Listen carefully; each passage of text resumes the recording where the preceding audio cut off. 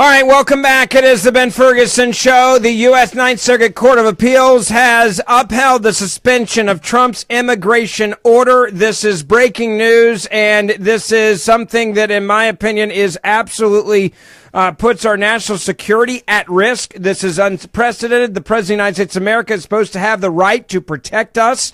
The President of the United States of America is supposed to be able to do things quickly when the legislature is slow. That's the reason why he's given the power in the Constitution to be able to deal with national security issues like this, especially in a temporary way.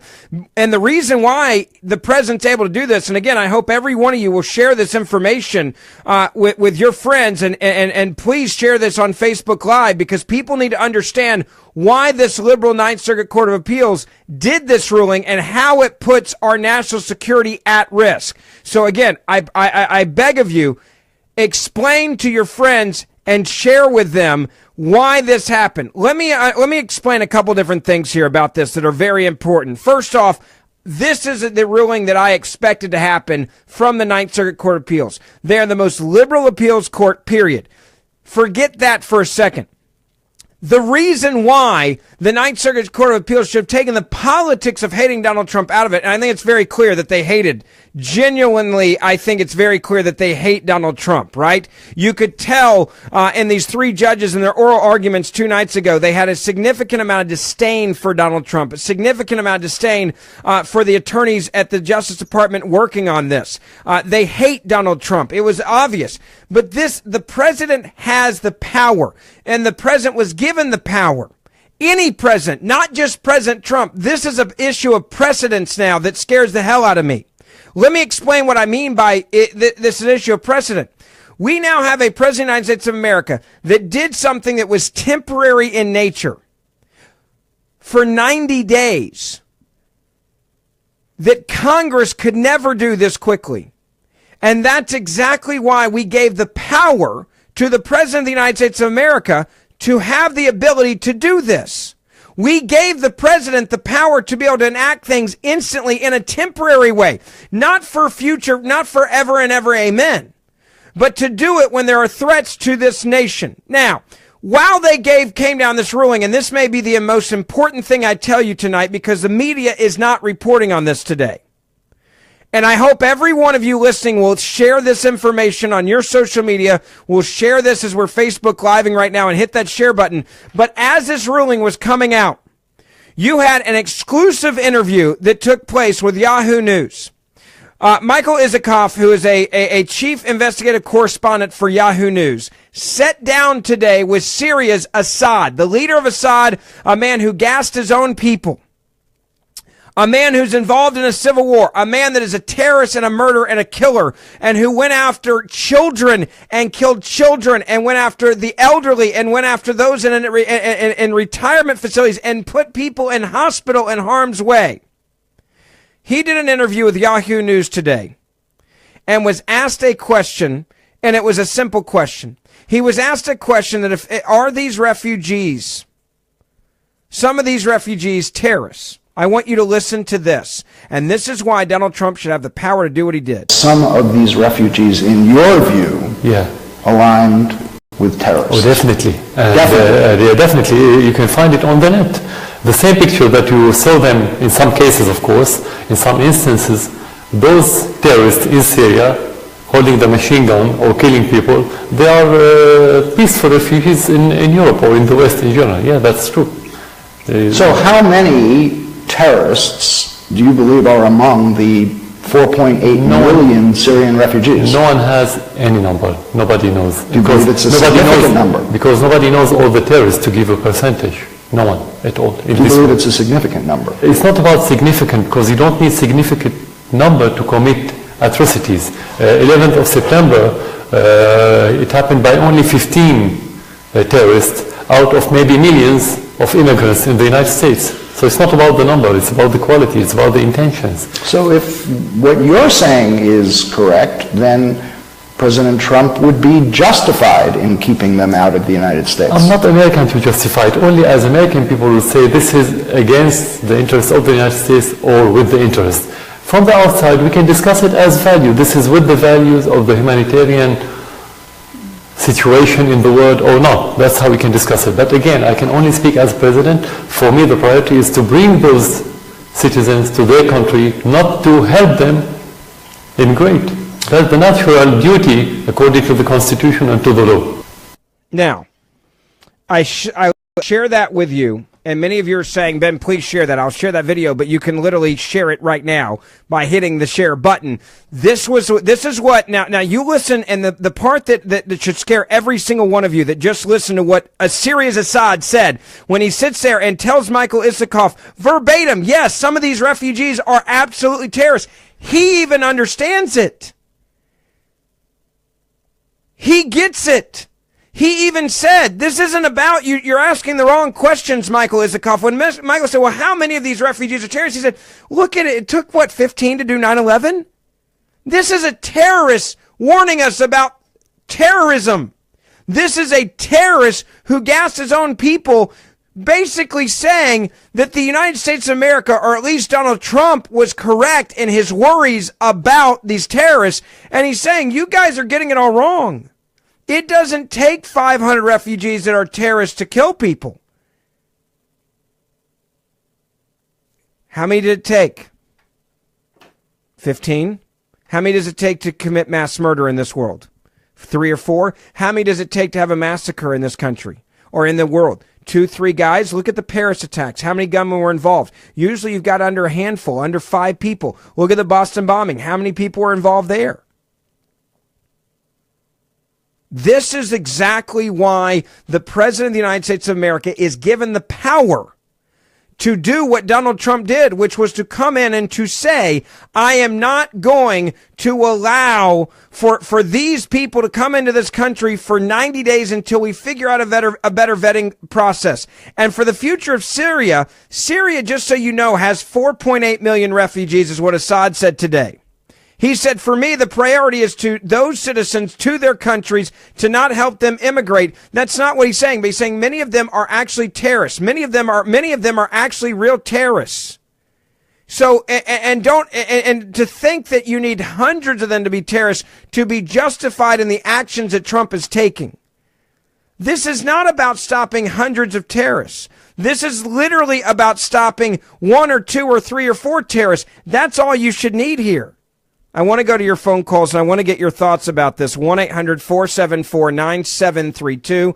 1-800-474-9732. Many of you watching us right now on Facebook Live as well. And this is the information that you need to be sharing with your friends.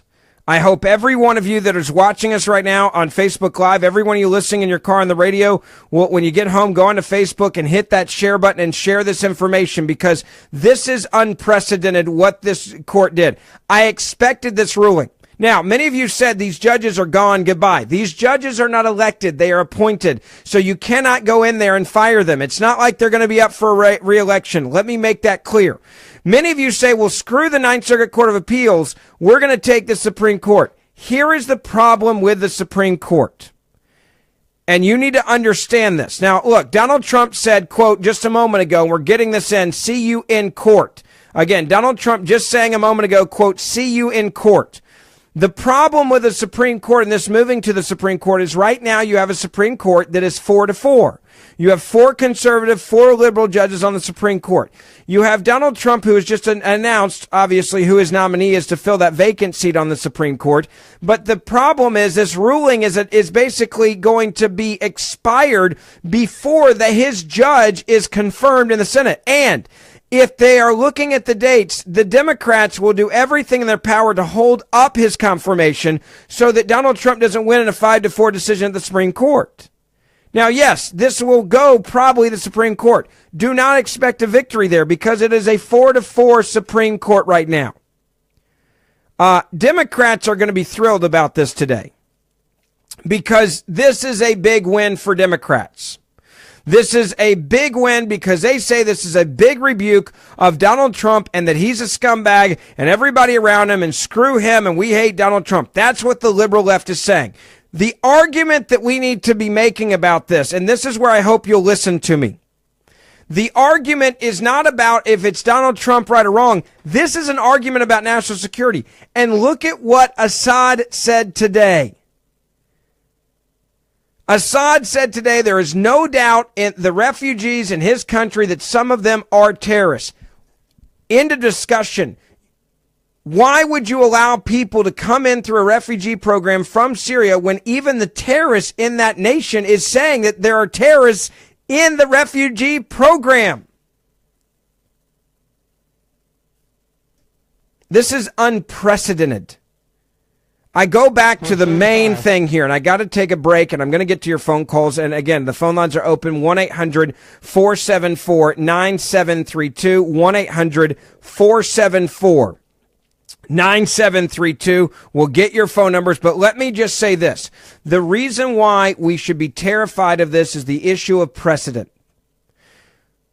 The Constitution gives power to the president to do things in a temporary manner because they knew that Congress was a slow-moving body, and it was designed to be a slow-moving body. It was not designed to be quick-moving. It was not designed to be fast. It was purposely designed. Congress was designed to be the slow wheels turning. So they understood that the president needed to have power to be able to do things quickly in a temporary way when it came to the issues of national security.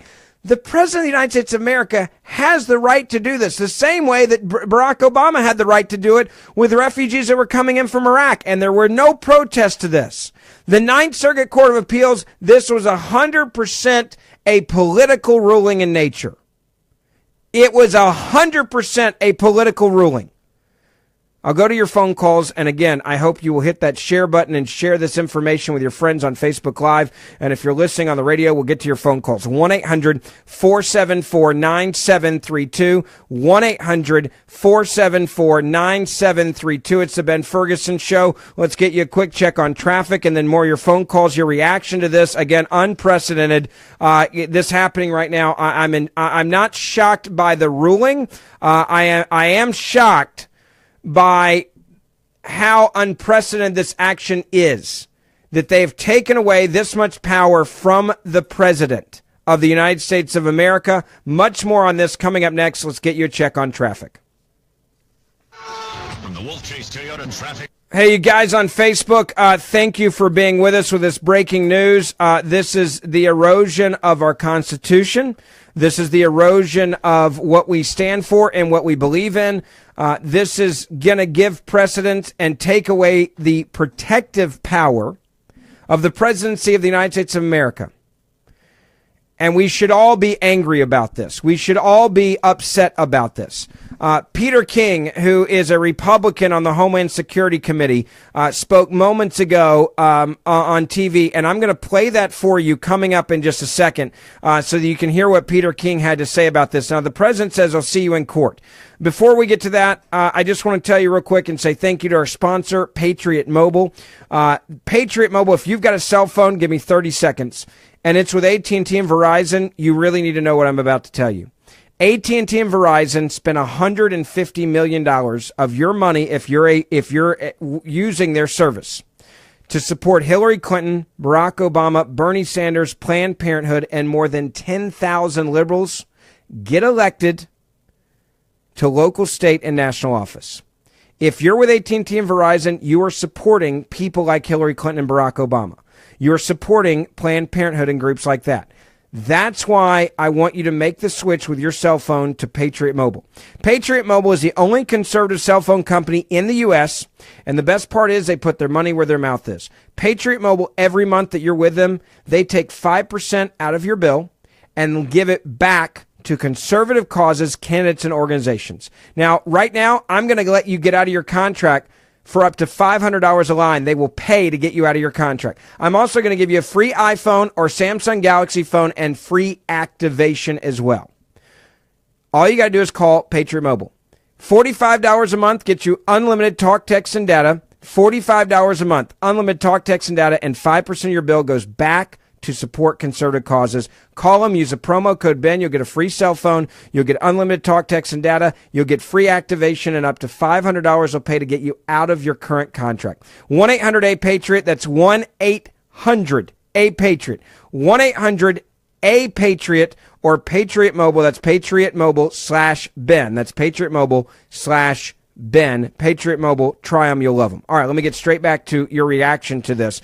Again, the Justice Department is reviewing this court ruling. I go back to what Assad said earlier. We will post that up here in just a little bit, but the President Assad sat down today with Michael Isikoff. He is a Yahoo News chief investigative correspondent. He asked him about the refugees, saying, you've got 4.8 million refugees right now in Syria. How many of them are terrorists? His response was absolutely brilliant. His response was spot on.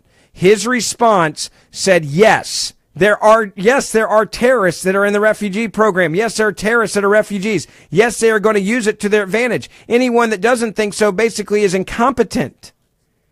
It's sad when even Assad understands more about national security than our own country does. It's sad that our that more than I should say the Democrats or these liberal judges, activist judges on the Ninth Circuit Court of Appeals. Assad is warning America about these refugees, and yet our court system and Democrats are celebrating the fact that we've just opened up a loophole again for terrorists to be able to get into this country. How do you vet somebody coming from Syria? It's a war-torn country. They don't even have a central government right now. Who are we going to call when a refugee from Syria comes across our desk to get confirmation that they are even who they say they are, much less are they connected or they ever been involved in terrorism? Unbelievable to me. 535-9732. 800 number, I should say, 1-800-474-9732. And to every one of you that's watching us right now on Facebook, please help spread this information. Hit the share button right now and share this information on Facebook. It's right there in the bottom. Hit share, put it on your timeline, and let others see it. Here we go. Now, back to Ben Ferguson on 600 WREC and 600WREC.com. Welcome back. It is the Ben Ferguson Show. At breaking news, the Ninth Circuit has refused to reinstate Donald Trump's executive order. This is pretty sick. It is sad. And this coming literally within an hour of it coming out. Literally within an hour of it coming out that Assad, who is the president in Syria, warning the United States of America and the rest of the world about terrorists being in the refugee program where he has more than 4.8 million refugees in his country. How is it that he understands it, but we somehow don't get it? 1-800-474-9732. If you just joined us, I'm going to play for you again so that you can hear this. Again, this is Assad in his own words. The man in Syria in charge warning the U.S. about refugees that are terrorists. These refugees, in your view, aligned with terrorists? Oh, definitely. Definitely. Definitely. You can find it on the net. The same picture that you saw them in some cases, of course, in some instances, those terrorists in Syria holding the machine gun or killing people, they are peaceful refugees in Europe or in the West in general. Yeah, that's true.